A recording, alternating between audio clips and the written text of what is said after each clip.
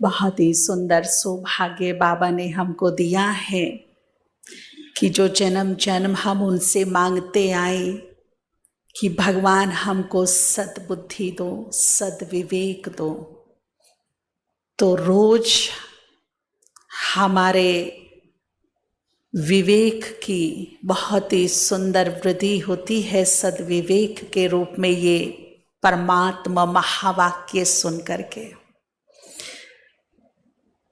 इससे हमारा विजडम बढ़ता है, सद्बुद्धि मिलती है, सत्कर्म करने की ताकत आती है, सद्मार्ग पर चलने की शक्ति मिलती है। तो ये इतनी बड़ी खुश नसीबी है कि जब आधी दुनिया सोई रहती है, भगवान हमें सद्विवेक दे रहा होता है, सद्बुद्धि दे रहा होता है, हमारा सत्संग करा रहा होता है। बाबा ने रूह रिहान करते हुए बच्चों से कहा कि बच्चों की आवाज़ बाप दादा के पास आती है, दिल की बात करते हैं कि बाबा हमारा योग नहीं लगता, हम दिल से चाहते हैं कि हमारा योग अच्छा लगे, हम दिल से चाहते हैं कि पुरुषार्थ अच्छा हो, हम दिल से चाहते हैं कि कमी कमजोरियों से मुक्त हो, हम माया से हारे नहीं। ये हमारे दिल की चाहना है, परंतु जैसा हम चाहते हैं वैसा होता नहीं। हम पुरुषार्थ में तीव्रता देखना चाहते हैं, वो होती नहीं। हम बहुत सुंदर योग करना चाहते हैं, परंतु होता नहीं, सदा नहीं होता। एक दिन होगा तो 10 दिन नहीं होगा फिर। तो हम क्या करें? हमारी चाहना है, ये आप भी जानते हो, पर ऐसी स्थिति में हमें क्या करना चाहिए? तो बाबा ने बहुत सुंदर आंसर दिया, शायद आप सबने वो आंसर सुना होगा। बाबा ने कहा, बच्चे मायूस होने की आवश्यकता नहीं है, आपकी दिल की चाहना है पर हो नहीं रहा, तो बस एक सहज काम करो। वो बहुत सहज है, सरल है और उसे कोई भी कर सकता है। तो फिर योग भी अच्छा लगेगा और पुरुषार्थ भी अच्छा तीव्रता की ओर जाएगा। तो वो कौन सा काम है? तो बाबा ने कहा, बच्चे सुबह से शाम तक सभी को दुआएं दो और दुआएं लो। ये एक सहज साधन है जो हमारे चित्त को शांत भी करेगा, एकाग्र भी करेगा और हमारा योग भी अच्छा लगेगा। तो जितना सहज बाबा ने बताया, दुआएं दो और दुआएं लो, ये इतना सहज लगता है क्या? क्या बोलेंगे आप? इतना सहज लगता है? क्योंकि कौन सी दुआएं देनी है? सिर्फ मुख से नहीं बोलना सुखी रहो, खुश रहो, आबाद रहो। दुआ कहाँ से निकलती है? जब हमारा इंटेंशन बिल्कुल प्योर होता है, शुभ होता है और सर्व के लिए होता है, एक दो के लिए नहीं। अगर मेरे मन चित्त में एक दो के लिए भी कड़वाहट है, अशुभ भाव है, बद्दुआ का भाव है, कहीं ना कहीं उनको दुख या परेशानी या सबक सिखाने का भाव है, देखने का ऐसा भाव है, तब तक मेरे अंतर मन से वो दुआ नहीं निकल सकती जो दुआ काम करने वाली है, यानी कि फलीभूत होने वाली है। इधर से मैंने दुआ दी और उधर लग गई। उस दुआ की बात बाबा कर रहे हैं। तो दुआ या ब्लेसिंग देने के लिए मन का शुद्धिकरण होना बहुत जरूरी है। वो व्यक्ति बड़े ही भाग्यवान होते हैं जिनके पास दो बातें इकट्ठी होती, अक्सर करके नहीं होती है। बहुत बहुत कम लोगों के पास होती है। और वो दो बातें होती हैं, समझ और समय। अक्सर करके आप अपने जीवन में झांक कर देखिए, जब हमारे पास खूब समय था ना, तब हमारे पास समझदारी नहीं थी, वो बुद्धि नहीं थी, वो अक्ल नहीं थी। और जब वो समझदारी आई, बुद्धि आई, अक्ल आई, तब हमारे हाथ से क्या निकल गया? समय निकल गया। एक रहा दोनों में से, या तो समझ रही या तो फिर समय रहा। अभी बाबा ने हमें बता दिया है समय के बारे में, और समझ भी दे दी है कि समझदारी से इस समय को कैसे यूज करो। अगर ये समय हाथ से निकल गया तो हमें दोबारा मौका नहीं मिलेगा। तो समय रहते समझदारी से अब हमें वो सब कर लेना है जो समय चाहता है और जो बाबा चाहता है। सीरियसली, अब अलबेलापन नहीं। अब हमें खुद पर इतनी तो मेहनत करनी है कि अंदर से हमारा परिवर्तन हो, अंदर से हो। जिस बात से मेरी खुशी, मेरी शांति, मेरी एकाग्रता, दिव्यता, अलौकिकता डाउन जाती है, मेरे आसपास रहने वालों पर अच्छी छाप नहीं लगती है, वो रूहानियत वाली, अलौकिकता वाली छाप गड़बड़ हो जाती है, तो उन बातों को समय रहते समझदारी से ठीक कर लेना है। केवल सुनना नहीं है, बल्कि अब समय है ज्ञान को अप्लाई करने का, ज्ञान को एक्शन में लाने का। ये बात का महत्व नहीं कि मैं 20 साल से, 25 साल से, 50 साल से ज्ञान में हूं। महत्व इस बात का है कि ज्ञान मेरे में कब से चल रहा है। मैं ज्ञान में कब से चल रही हूं, इस बात का कोई मोल नहीं।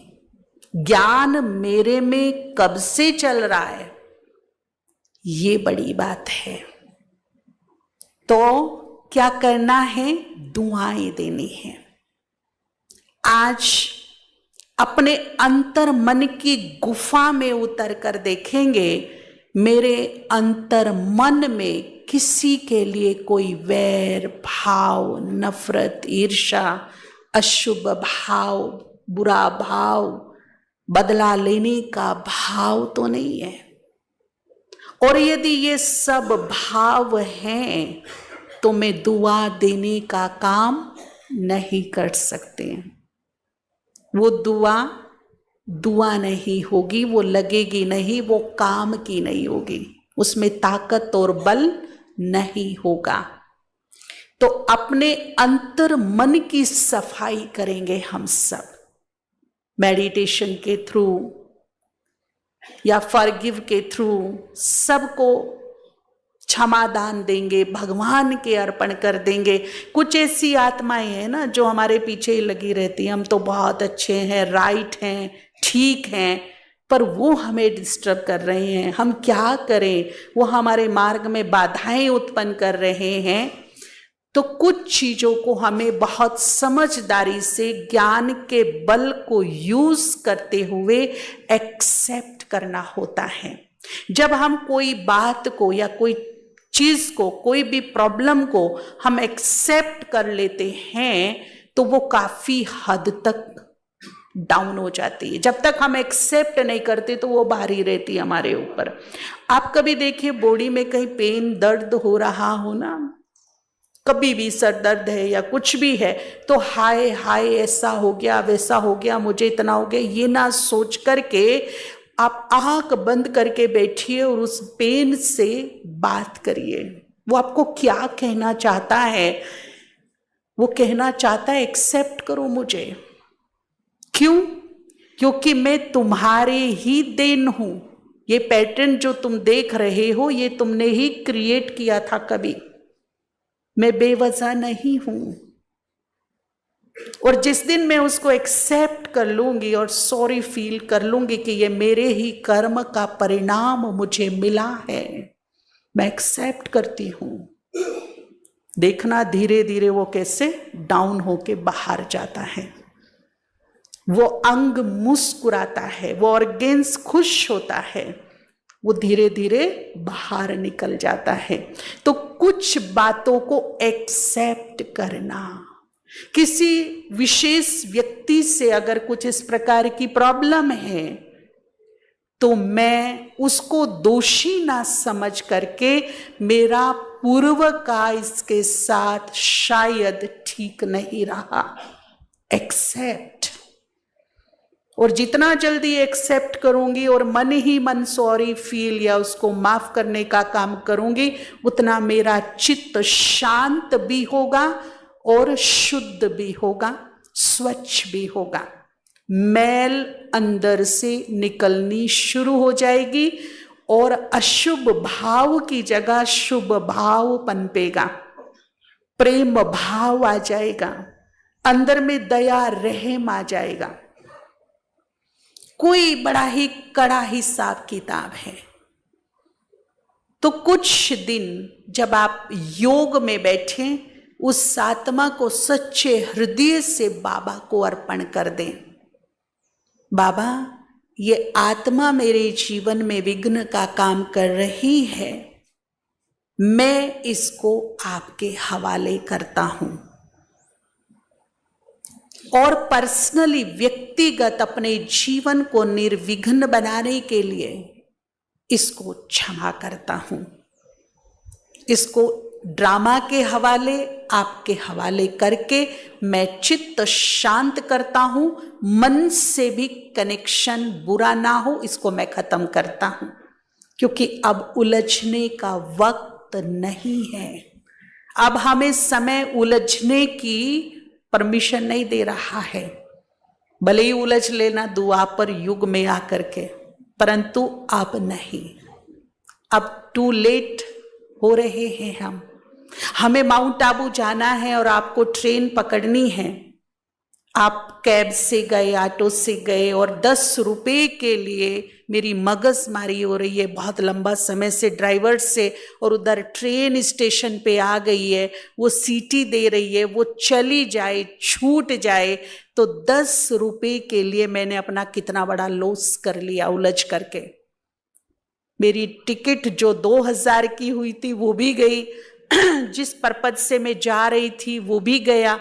कितनी एक छोटी सी बात के लिए, एक 10 रुपए के लिए। तो कभी कभी क्या होता है कि हम कोड़ी तुल्य बातों के लिए हम बड़ी बड़ी अपॉर्चुनिटी को, बड़े बड़े अवसरों को गंवा देते हैं। तो बातों का मोल नहीं है, मोल है अवसरों का। पता नहीं कौन सी अपॉर्चुनिटी मेरे लिए बाहें पसारे खड़ी है, परंतु छोटी छोटी बातों में हम उलझ करके उन बड़ी बड़ी मौकों को, बड़े बड़े अवसरों को गंवा देते हैं। तो इस बात का हमें विशेष विशेष ध्यान रखना है। सुबह से शाम तक जैसे ही आंख खुले, अमृत वेला योग शुरू हो। कौन कौन अमृत वेला करते हैं आप सभी ईमानदारी से? अच्छा, बाकी बहुत ही सुंदर अवसर होता है ये, बहुत ही सुंदर वेला होती है, ब्रह्म मुहूर्त का टाइम। और यूं कहे कि अगर 24 घंटे में सबसे बढ़िया शुभ मुहूर्त की बात की जाए तो वह अमृत वेला होता है। क्यों? क्योंकि शिव के अनेक स्वरूपों को हमने देखा, जाना, जैसे कर्तव्य वैसा नाम वैसा स्वरूप। एक नाम है उसका भोलानाथ, और अमृत वेले वो भोलानाथ के स्वरूप में स्थित होते हैं। और कमिटमेंट क्या है? ले लो जो चाहिए। इसीलिए दुनिया में कहावत बनी, भक्ति मार्ग में भी, दुनिया में भी, कि जब भगवान भाग्य बांट रहा था तुम कहां सोए पड़े थे? तो आधे से ज्यादा मीन्स सारी दुनिया उस समय सोई रहती है। केवल योगी और कुछ ऋषि मुनि, कुछ आध्यात्मिक लोग जगे होते हैं उस टाइम। इससे फायदा क्या होता है कि जो विकारी हैं, भोगी हैं, वो सोए हुए हैं और योगी जगे हुए हैं, और प्रकृति में एक सुंदर पॉजिटिव पावरफुल एनर्जी जनरेट होती है उस टाइम पर। क्योंकि बहुत लोग जिनकी बहुत मानसिकता दूषित है, पापी है, वो दबे रहते, सोए रहते हैं। इसीलिए कहावत बनी कि रात को 12-1 बजे तक वातावरण में निशाचर विचरण करते हैं। वो टाइम सोने का है, सो जाइए, कुछ नेगेटिव एनर्जियां होती है।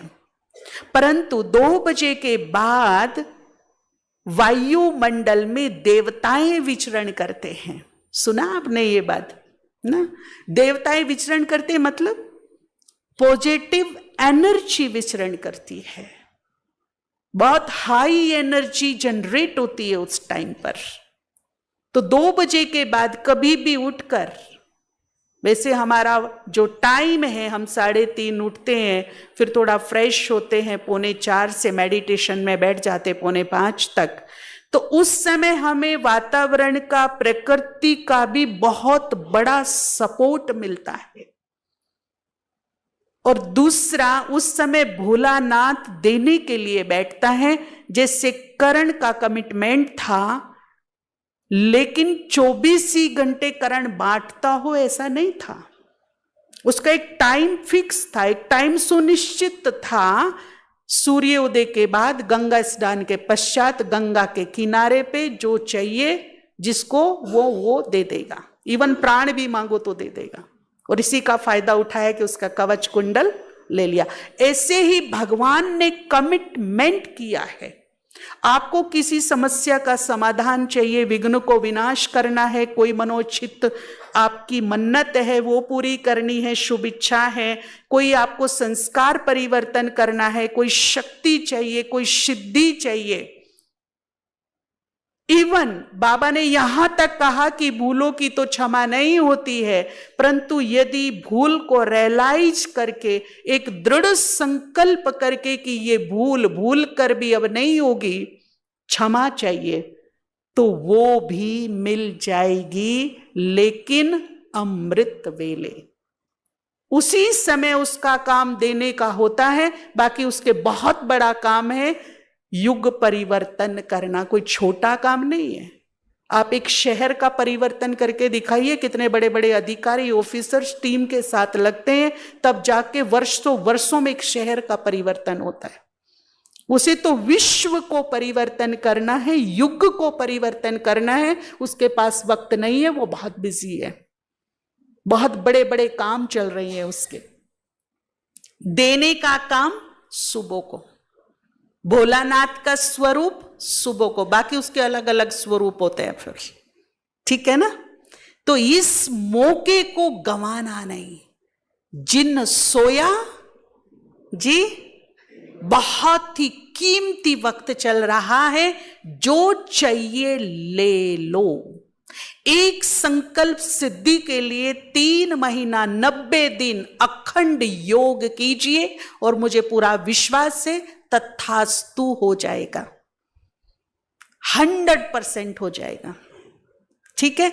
तो अपने अमृत वेले जब हम उठते हैं, एक चित्र, एक इमेजिन बनाएंगे हम ग्लोब का। जैसे दादी जानकी का एक ग्लोब वाला फोटो है ना, देखा है आपने? हाथ में क्या है और यहां से क्या निकल रही है, सारी कहां जा रही है? ग्लोब में। तो ऐसा एक पिक्चर बनाइए, आप सामने ग्लोब को देखिए और स्वमान लीजिए, स्मृति को जागृत कीजिए, मैं पूर्वज आत्मा हूं। कौन हूं? पूर्वज ये नहीं कि मैं कैसे पूर्वज हूं, पूर्वज मतलब जो पूर्व में जन्मी हुई आत्माएं हैं, आदि में। कौन है पूर्व में जन्मी हुई आत्माएं जी? तो हम क्या हो गए? पूर्वज हो गए। इस विश्वास के साथ मैं पूर्वज आत्मा हूं, और इस ग्लोब में जितनी भी मनुष्य आत्माएं हैं, सब मेरे से कनेक्ट हैं। और फिर उनको दुआएं देना, शुभ भावनाएं देना, सारे विश्व की आत्माओं का कल्याण हो, सर्व का भला हो, सबको सद्विवेक प्राप्त हो, सबके चित्त शांत हो, सभी मनुष्य आत्माएं निरोग हो, निर्विघ्न हो, निर्भय हो। तो पूरे विश्व को आपको दुआएं देनी है। फिर घर परिवार में जो भी आपकी आंखों के सामने आए, हर एक को दुआओं से शुरुआत करना है दिन का। सबको दुआएं दीजिए, एक दुआ जरूर दीजिए। गुड मॉर्निंग बोलते हैं, परिवार में सुखी रहो, खुश रहो, गॉड ब्लेस यू, भगवान की कृपा दृष्टि बनी रहे, आज का दिन आपका बहुत अच्छा हो, आपकी शुभ इच्छा पूर्ण हो। फिर आप सेंटर आते हैं, हालांकि तब इतना भीड़ भाड़ नहीं होता, लोग सोए रहते, पर जब जाते हैं तब बहुत मिलते हैं। इन आंखों से जिन्हें भी देखो जाते हुए कर्म योगी बनिए, भगवान से जुड़े रहिए, उसकी छत्र छाया के नीचे रहिए, उससे करंट लेते रहिए और यहां से देते रहिए। जो भी आंखों के सामने दिखाई दे, मन ही मन इसका चित्त शांत हो, इसकी बिगड़ी बन जाए, इसकी शुभ इच्छा पूर्ण हो, ये स्वस्थ रहे, खुश रहे, ये दुआएं देते हुए जाइए। और मैं कहती हूं कि एक दिन आप ये काम कीजिए, जब ऑफिस में जाते हो, कारोबार बिजनेस आदि में जाते हो, जो भी आपके संपर्क में आता है उससे एक दुआ गिफ्ट में दीजिए। और उस दिन शाम का अनुभव कीजिए कि मेरी शाम कैसी है, मेरी रात कैसी है, और मेरी अगली मॉर्निंग वास्तव में गुड वाली मॉर्निंग है या कैसी है। 15 दिन में अगर स्थिर प्रज्ञा की स्थिति नहीं आ गई, आपका योग ना लगा, तो बोलना। चित्त शांत, मन एकाग्र, जहां चाहोगे वहां लगेगा, जितनी देर चाहोगे उतनी देर लगेगा। ये भगवान के महावाक्य हैं, ये खाली नहीं जा सकते हैं, लेकिन प्रैक्टिकल अप्लाई करना पड़ता है, उन महावाक्यों पर काम करना पड़ता है, तब हमें 100% रिजल्ट मिलती है। ठीक है ना। अब देना तो सहज है, लेकिन बाबा ने केवल देने के लिए नहीं बोला, साथ में कुछ चीजें तो हमें डबल होकर ऐसे ही मिल जाती, क्योंकि लॉ ऑफ अट्रैक्शन कहता है जो आप दोगे वो डबल ट्रिपल होकर आपको मिल जाएगा।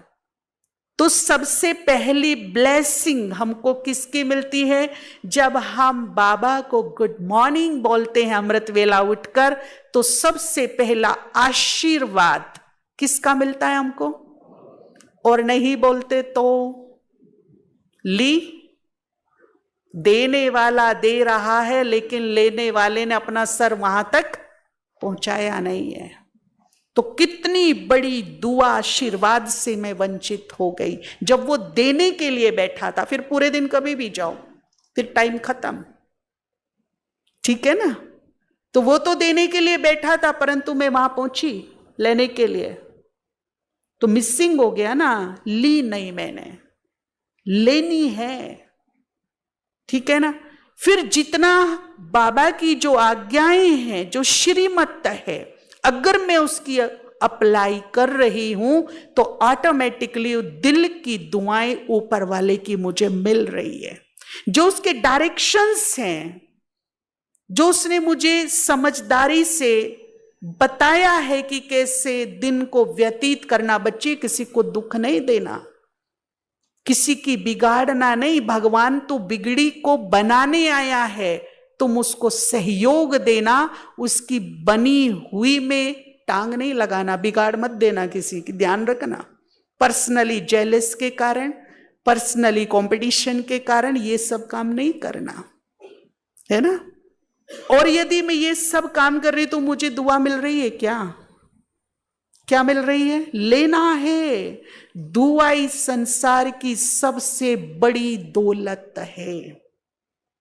भगवान के बाद अगर हमारे लाइफ में आईवेल के समय, इमरजेंसी के समय, जब हमारा धन दौलत, परिवार संबंधी पद पोजीशन कुछ काम नहीं आता, तब ये दुआ काम आती है। इस दौलत से भी ऊपर है, जब दौलत भी साथ छोड़ देती है तब दुआ काम आती है। और ये फोकट में नहीं मिलती, क्योंकि दुनिया की सबसे भारी कमाई है, सबसे कीमती दौलत फ्री फोकट में मिल जाएगी हमको। क्या बोलते हो? फ्री फोकट में मिल जाएगी। चलो फ्री फोकट में वो दे भी रहा, हम दे भी रहे हैं, हमारा तो काम ही है, आपने भी दी, मैंने भी दी, शुरुआत ही देने से करी। परंतु अब प्रश्न ये उठता है कि जितना पावरफुल डोनर है, क्या उतना पावरफुल रिसीवर है? मैं तो देना चाहती हूं, मैं दे रही हूं, लेकिन आपकी बाजुओं में भी तो ताकत होनी चाहिए ना लेने के लिए। मैं तो आपको 50 किलो का बहुत सुंदर गिफ्ट देना चाहती हूं, पर आपकी भुजाओं में ताकत होनी चाहिए उसको लेने के लिए। तो डोनर तो दे रहा है, रिसीवर को क्या करना है? पात्र तैयार करना है लेने के लिए। कहावत है, शेरनी का दूध भी कहां ठहरता है? तो जो इतनी प्योर ब्लेसिंग है, एनर्जी, हाई एनर्जी से भरपूर है, वो मेरे लो एनर्जी वाले मन में प्रवेश कर पाएगी? कर पाएगी क्या? तो मेरे जो मन की एनर्जी है वो उस दुआ की एनर्जी से जब मैच होगी तो वो इजीली मेरे को लग जाएगी। लग जाएगी मीन्स काम आ जाएगी मेरे, कमाई कर ली मैंने वो। तो अपने मन को मैंने पहले ही बताया कि शुद्धिकरण कीजिए। मन में कोई भी मैल नहीं। अगर मन में एक के लिए भी अशुभ भाव है तो वही दीवार का काम करेगी। दुआ तो मैं दूंगी लेकिन टकरा के वापस मेरे पास आ जाएगी। दो नेगेटिव, दो अपोजिट एक साथ एक समय में कभी इकट्ठे नहीं रहते। अंधकार है तो प्रकाश नहीं रहेगा, दुआ है तो बद्दुआ नहीं रहेगी। अगर थोड़ा भी अशुभ भाव है तो दुआ वहां से क्या हो जाएगी? आउट। इसीलिए अपने चित्त को, अपने मन को हमें कैसा करना है? बिल्कुल शुद्ध, कोई मैल नहीं। ये मैं नहीं बोल रही, ये समय की डिमांड है। अब ये परिवर्तन लाना परम आवश्यक है, नहीं तो 100% हर हाल में मेरा व्यक्तिगत लॉस है, और ऐसा लॉस है जिसकी भरपाई भगवान भी नहीं कर पाएगा। इसीलिए अगर मेरे मन चित्त में किसी के लिए भी कुछ है, आज उस आत्मा को भरबान के अर्पण करके, उससे दिल से क्षमा करके, चित्त को शांत करके उसे दुआएं दीजिए और वेट एंड वॉच। कर्म गति अटूट है, कर्म सिद्धांत अटूट है। जिसने जो किया है उसका परिणाम उसे अवश्य अवश्य मिलेगा। आज नहीं तो कल मिलेगा। Wait and watch. तो मैं क्यों अपना चित्त मैला करूं जब कर्म सिद्धांत अटूट है? क्यों उलझूं जी? कुछ चीजें भगवान को देखने दीजिए ना। देखिए हमारी क्या अपेक्षा रहती है घर परिवार में, अगर बच्चों ने गलती की और आपस में लड़ भिड़ बैठे, मार पिटाई कर बैठे और आप गए तो बोला हमारी वेट तो करते, हमें तो बताते आपने ये सब क्यों किया। घर में बड़े बैठे हैं ना, हमें बताया आपने, आपने ये सब करके हमारी कौन सी इज्जत रखी है। तो भगवान क्या कहते हैं? मैं बैठा हूं ना, कुछ चीजें मुझे दे दो ना, मैं सोल्व कर रहा हूं ना, तुम क्यों उलझ रहे हो? परमिशन दी मैंने उलझने की तुम्हें। बोलता है ना भगवान। आप भी बोलते हो ना घर परिवार में, तो वो भी बोलता है, उसके भी सब बच्चे हैं। वो हमारा एक माता पिता है, उसको अच्छा नहीं लगता। वो कहता मैं बैठा हूं ना, तुमने मुझे इग्नोर कैसे कर दिया? मेरे पे विश्वास रखो, मुझे बताओ। और जब हम खुद देखने लगते हैं ना, तो मैं आपको सही बता रही, भगवान टोटली साक्षी हो जाता है, देख लो। और मामला इतना बिगड़ जाता है कि उलझते उलझते उलझते उलझते हम इतने उलझ जाते हैं और हमें कोई हल नहीं मिलता। हम बुरी तरह ही उलझ करके पाप के भागी बन जाते हैं। वो कुछ कर बैठते हैं जो हमें नहीं करना चाहिए, और रात को सोते समय हमारा देवत्व एक बार हमको धिक्कारता है, ये तुम क्या कर रहे हो? लेकिन बदले की आग, ईर्ष्या की आग उसको दबा देती है। तो जब हमारे माता पिता, हम निधन के नहीं है, अनाथ नहीं है, हमारे ऊपर कोई है, हमारा रेस्पॉन्सिबिलिटी लेने वाला है, उसको देखने दो ना। हो सकता है कि नहीं ये काम जी?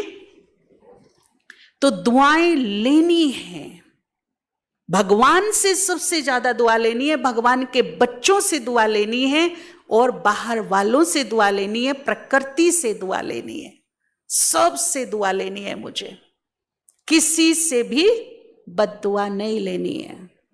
ऐसा मुझे अपना व्यक्तित्व, व्यवहार, बोल, ऐसे कर्म, ऐसी सोच बनानी है कि सबसे दुआ मिले। ना मेरे बोल ऐसे हो, ना मेरी सोच ऐसी हो, ना मेरा व्यवहार ऐसा हो, और ना ही कर्म। अब मुझे सबसे दुआ इकट्ठी करनी है, क्योंकि वैसे तो यही छूट जाएगा सब। लोग कहते खाली हाथ जाएंगे, परंतु हम कहते हम नहीं जाएंगे। ना तो खाली हाथ आए थे और ना ही क्या लेकर आए थे जी? बहुत दुआएं, बहुत पुण्यों की पूंजी के साथ आत्मा इस सृष्टि पर आई थी। और ऐसे ही हमें क्या करना है? बहुत दुआएं, बहुत पुण्य भर कर एक ऐसी अविनाशी दौलत की जब जब जहां जहां जन्मूं, मेरे पुण्य, मेरी दुआएं मेरे साथ हो, मेरा रास्ता साफ करें।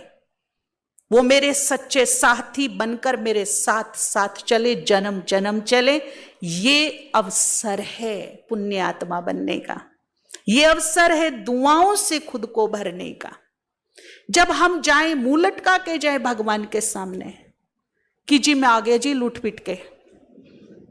क्या किया तुमने नीचे जाके? क्या किया?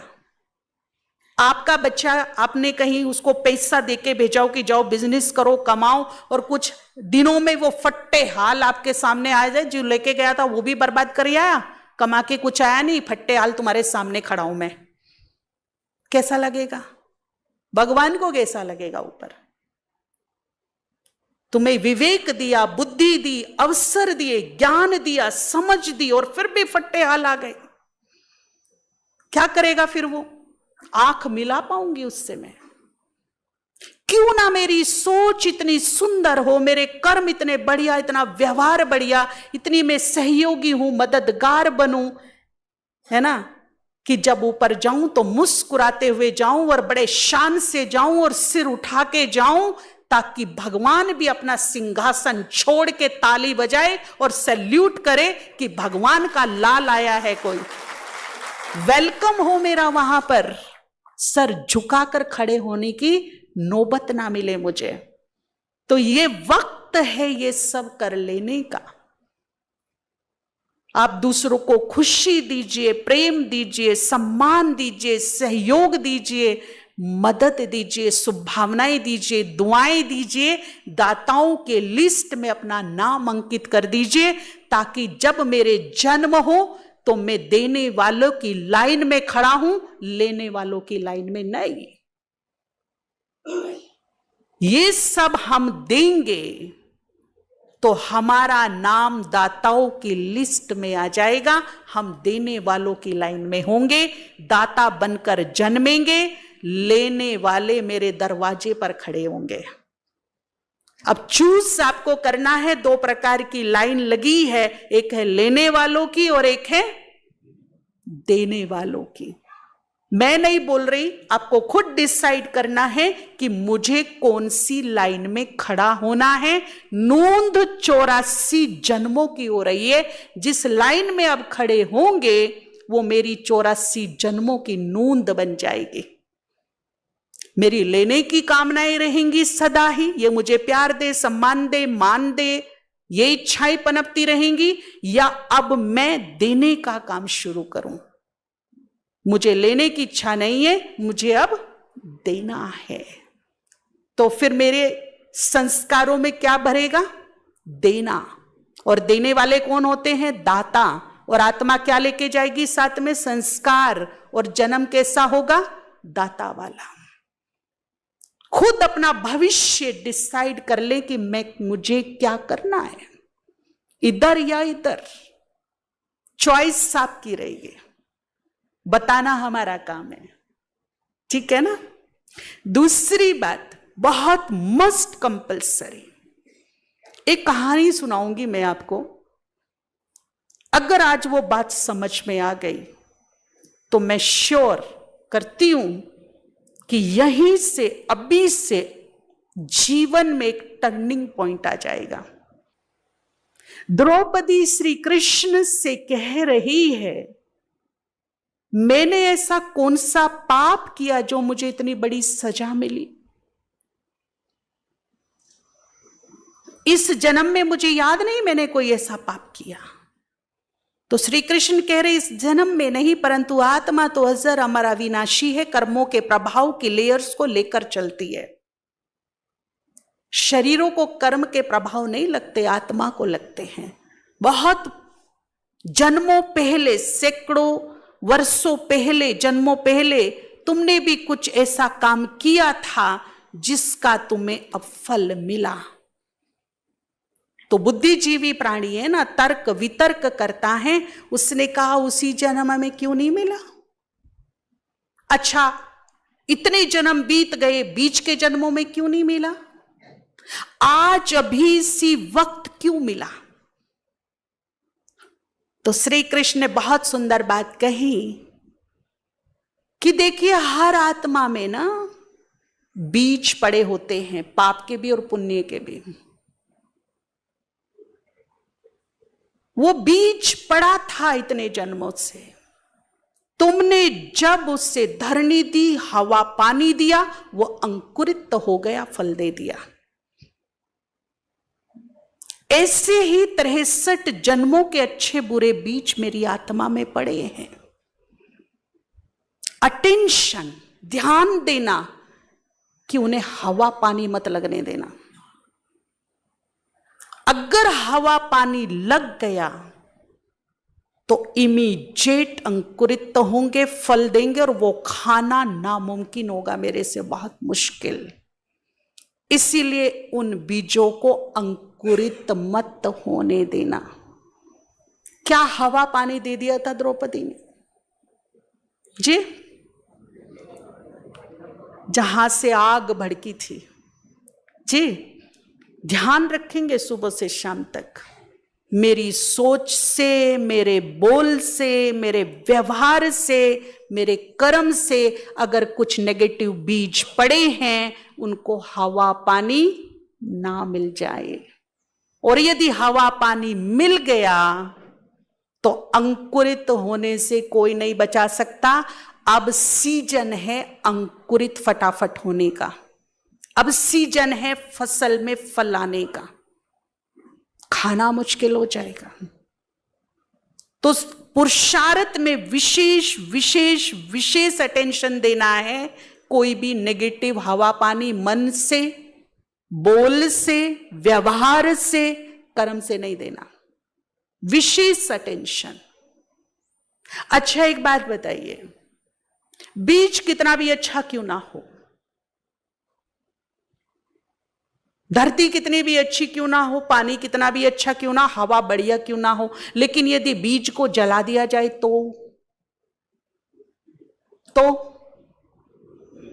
अंकुरित हो सकता है। तो अब क्या करना है?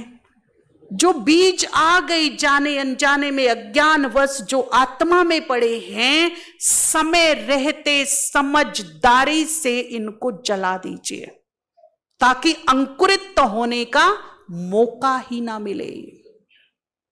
आज से जलाने की प्रक्रिया शुरू करनी है मुझे, और ये कोई धीमी अग्नि से नहीं चलेंगे। बाबा कहते बच्चे 63 जन्मों के लिए दाग नहीं बोलता, जंक है जंक, और ये कोई नींबू नमक से धोएंगे तो उतर नहीं। इनके लिए हमें योग की ज्वालामुखी अग्नि प्रज्वलित करनी पड़ेगी, तब जाके ये जलेंगे। ठीक है ना? तो रोज आज की भट्टी से एक होमवर्क जब तक जिएंगे उस दिन तक के लिए है। 24 घंटे में 15 मिनट ज्वालामुखी योग 100% ऐड करिए। बीज रूप बनकर बीज रूप बाप के सामने अग्नि प्रज्वलित करके बीजों में आग लगा देनी है, सब जला देने हैं। अगर पहले दिन 30 सेकंड 1 मिनट भी आप सफल हो गए ना इस योग में, क्योंकि ये सबसे हाई क्वालिटी का योग है, इससे ऊपर योग नहीं है। फिर जब परमात्मा की समस्त शक्ति किरणों के रूप में मेरी अंतरात्मा में पहुंचेगी, अंतर मन के सागर में पहुंचेगी, और जितने भी ब्लैक डॉट्स से उसमें अग्नि प्रज्वलित तो होगी। एक एक अग्नि जो एक एक किरण, जो हजारों किरण आएंगी, वो एक एक किरण ज्वाला का रूप लेंगी, और वो ज्वाला महाज्वाला बनेगी अंतर मन में। और तब शुरू होगा ये काम, और ये काम होता है, ये श्रीमद् भगवत गीता में भी है कि जो तुमसे पाप हो गए वो क्या कट सकते हैं? जी हां, कट सकते हैं, बशर्ते तुमको मेरी शरण आना होगा। लिखा है कि नहीं? लिखा है कि नहीं? भगवान ने कहा है जो पाप है उन्हें तुम्हें खुद ही खत्म करना होगा। मैं हाथ रख के कोई तुम पे उन्हें खत्म नहीं कर सकता। तुम मेरे संपर्क में आओ, मेरे सानिध्य में आओ, मेरी हाई एनर्जी को रिसीव करो और इन पापों को नाश करो। बोला है। तो ये बीज नष्ट हो सकते हैं या नहीं? यस या नो? तो समय है कि मैं रखूं संभाल के जी, क्योंकि जब तक ये बीज नष्ट नहीं होंगे मैं वहां ऊपर नहीं जा पाऊंगी। और समय है अब घर, पता नहीं कब कहां किसका बुलावा आ जाए, कोई श्योरिटी नहीं, ना मेरी ना आपकी, एक पल की नहीं। और अब तो घर चलने का समय आ ही गया, परंतु जो घर का क्लाइमेट है वो बड़ा हाई क्लाइमेट है, प्योर। और मेरी आत्मा में थोड़ी सी भी इंप्योरिटी रह गई, थोड़ी सी भी नेगेटिविटी रह गई, तो मेरे घर का क्लाइमेट मुझे आउट कर देगा, रिसीव नहीं करेगा, क्योंकि आत्मा की और घर की एनर्जी मैच नहीं हो रही है। हाई क्लाइमेट लो वाले को ले नहीं सकता, इसलिए मैं ऑटोमेटिकली क्या हो जाऊंगी? आउट। अब नीचे से भी गई और ऊपर से भी आउट हो गई, तो मैं हूं कहां? अब सोचिए, नीचे से भी चल बसी हूं, ऊपर स्थान नहीं मिल रहा है, तो फिर मैं हूं कहां? वो जो समय होगा जब ना नीचे हूं ना ऊपर हूं, वो एक एक मिनट ऐसा होगा जब मेरी आत्मा की बड़ी कड़ी तरीके से धुलाई होगी। और वो धुलाई, उसको कहते धर्मराज की सजा। अब 2 ऑप्शन है हमारे पास, या तो हम योग बल से बदल ले, या फिर वो मैं नहीं चाहूंगी कि ये समय देखना पड़े। हम बहुत समझदार हैं, बुद्धिमान हैं, तो हम समय रहते, देखिए टाइम नहीं है, टाइम नहीं है, कोई एक्सक्यूज नहीं। टाइम अंबानी के पास भी है, अंबानी से बिजी कोई नहीं होगा इस दुनिया में। नहीं है क्या उसके पास? हमारे मुर्मू जी के पास भी टाइम है, वो भी अमृत वेला योग तो करती हैं, उनसे ज्यादा बिजी तो नहीं ना हम लोग, है ना? टाइम नहीं है, टाइम नहीं है, टाइम नहीं है, तो जब टाइम चला जाएगा फिर समझ आएगी, पछतावा होगा, काश उस टाइम कर लेते। इसीलिए कहा कि दो चीजें साथ में लेकर चलना, समय और समझ। और एक बात मैं आपको बता दूं कि सब कुछ मिलेगा आपको, घर परिवार बहुत मिलेगा, हर जन्म मिलेगा, 5000 वर्ष मिलेगा, सब कुछ जो चाहिए मिलेगा, एक नहीं मिलेगा बस। और वो कौन है? और उसकी मेरी विदाई का टाइम बहुत नजदीक है, जब उसकी और मेरी फाइनली बाय बाय हो जाएगी। वो नहीं मिलेगा मुझे, ना उसका ज्ञान मिलेगा, ना उसका साथ मिलेगा, ना उसका सहारा मिलेगा, ना उसका तेज मिलेगा, ना उसका डायरेक्शन मिलेगा। ना सुबह कोई कहेगा गुड मॉर्निंग कर लो, ना शाम को कोई कहेगा योग कर लो, ना कोई आपको बोलेगा मुरली सुन लो। You are free. ये वक्त मेरे हाथ से ना निकल जाए, सावधान। बहुत गई, थोड़ी रही, पता नहीं कब फाइनल हो जाए, और वो भी कितने लंबे समय के लिए जी? कितने लंबे समय के होने जा रही है विदाई?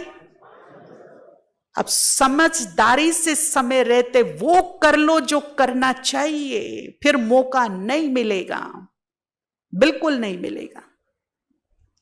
ये योग के लिए मेरे तन और मन का बहुत ही कंफर्टेबल जोन में होना जरूरी है। जब मेरा तन रिलैक्स हो, मन भी रिलैक्स हो, वो कोई भी टाइम हो सकता है, आप देख लीजिए, क्योंकि इसमें मेरी एकाग्र शक्ति बहुत लगने वाली है। आपने बचपन में जब हम बहुत छोटे थे ना, तो साइंस पढ़ के आते थे, है ना, देसी भाषा में हम बताएं, बहुत सारी माताएं भी बैठी हैं, तो हम एक एक्सपेरिमेंट करते थे कि कागज कैसे जलता है भाई कांच के नीचे। तो हमने भी कांच तोड़ा, अकेले बैठे थे, नीचे पेपर रखा, हिलता रहा, तेज सूरज था, आग ही नहीं लगी। अब पड़ोसी के बच्चे में तो आग लग गई, हमारे में क्यों नहीं लगी? हम पड़ोसी के बच्चे के पास गए, भाई तेरा पेपर कैसे जल गया? मेरा तो नहीं जला। तो उसने बोला तेरा हिल रहा होगा। मैंने कहा हाँ। बोला चल मैं और तुम दोनों पकड़ के बैठते कस के, और नीचे पेपर रख दो। हमने दोनों ने बिल्कुल पकड़ के रखा तो नीचे आग लग गई। जब तक एकाग्र नहीं हुआ तब तक आग नहीं लगी, और जब बिल्कुल स्थिर हो गया तब क्या लग गई? ऐसे ही ये मेडिटेशन है। जब एक टक बीज रूप पर मन स्थिर हो जाएगा तब अंदर क्या लग जाएगी जी? आग लग जाएगी। योग अग्नि प्रज्वलित तो हो जाएगी और इन नेगेटिव बीजों को क्या कर देगी? जलाकर भस्म कर देगी। दूसरी बात है, अच्छे बीज भी तो पड़े हैं। कोई पाप ही किए हैं क्या हमने? पाप तो बहुत कम किए हैं, पर किए बड़े वाले हैं। मनोहर दादी कहती थी कि हम पुराने पापी हैं। पुराने पापी मीन्स स्टार्टिंग तो हमने ही की है जी। अच्छा ये बताइए, कुछ अच्छे काम भी तो किए होंगे ना, पुण्य भी तो किए होंगे, किसी को सुख दिया होगा, किसी को मदद की होगी, सहयोग किया होगा, अच्छे अच्छे बड़े बड़े दान पुण्य किए होंगे कि नहीं? तो वो बीज भी तो यही है, दोनों पड़े हैं। ब्लैक डॉट्स भी है और गोल्डन भी है। गोल्डन सीड्स भी इसमें ही पड़े हैं। उनको रोज हवा पानी दो, रोज हवा पानी दो, रोज याद करो। जितना हम दूसरों को सुख देने की भावना रखेंगे, मेरे अंदर के जो सुखों के बीज पड़े वो क्या हो जाएंगे? अंकुरित हो जाएंगे। जितना मैं अपने आप को मास्टर सर्वशक्तिमान के नशे में रहूंगी, जो मेरे पास जन्म जन्म की शक्तियां थी, पावर्स थी, आत्मा की अलौकिक एनर्जी थी, वो एक्टिवेट हो जाएगी, जागृत हो जाएगी। जितना मैं अपने आप को महान समझूंगी, तो 83 बर्थ्स में एक गुण भी मेरे पास हुआ, एक टैलेंट, एक योग्यता, एक महानता भी मेरे पास हुई, तो कितनी हो गई? बाबा ने कहा छोटी सी आत्मा में शुभ नूद है। 63 जन्मों का नूद है ये नहीं बोला। 2500 वर्ष वो भी थे जब मेरे पास संपूर्ण देवत्व था, वो भी नूद है ना। पर जो कर्मों के प्रभाव की लेयर्स चढ़ी वो नीचे दब गया।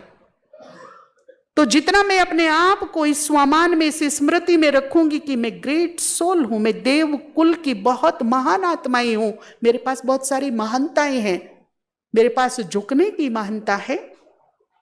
झुकाना अहंकार है। कोई कहते अपने को महान समझना ईगो, नहीं, बिल्कुल नहीं। क्योंकि महान व्यक्ति झुकने में विश्वास करता है और ईगोस्टिक व्यक्ति क्या करेगा? झुकाने में। दोनों अपोजिट है।